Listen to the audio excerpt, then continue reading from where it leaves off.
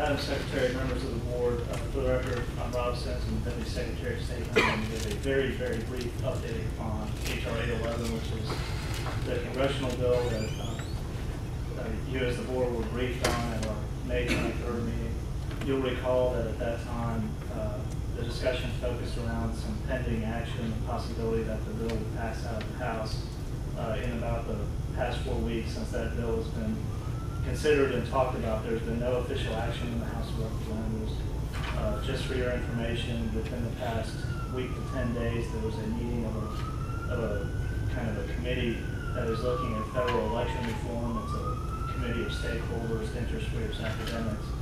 Congressman Holt, and he said on the record that his hope and expectation, or at least his hope, was that the bill would pass this summer, toward the end of the summer in Congress, which would put even further along the timeline for the subsequent 2008 elections. I'll briefly remind the board that this legislation for Georgia's case would require a complete change in the voting election system. The DREs would not be allowed to be utilized in any federal election starting with the November 2008 election cycle.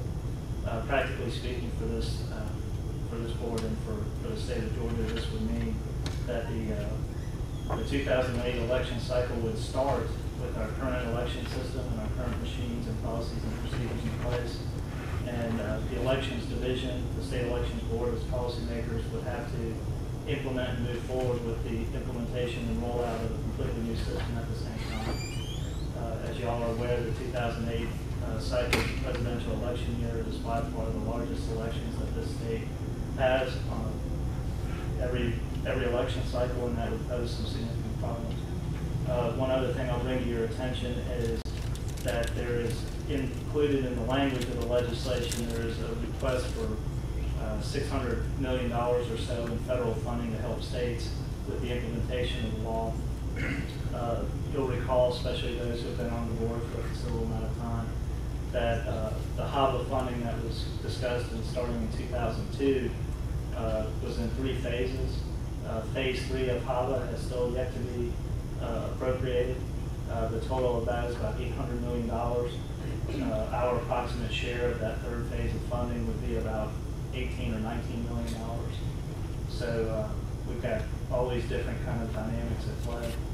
An Appropriations Committee in the House added $300 million in federal funding for election reform, not necessarily directed toward H.R. 811, but kind of in the debate that has been ongoing. And as you all are aware, the appropriations bills in Congress have become quite controversial, and all 11 or 12 are still in some form of passage in the House. So that's hopefully my brief update on H.R. 811. I'm happy to answer any questions regarding.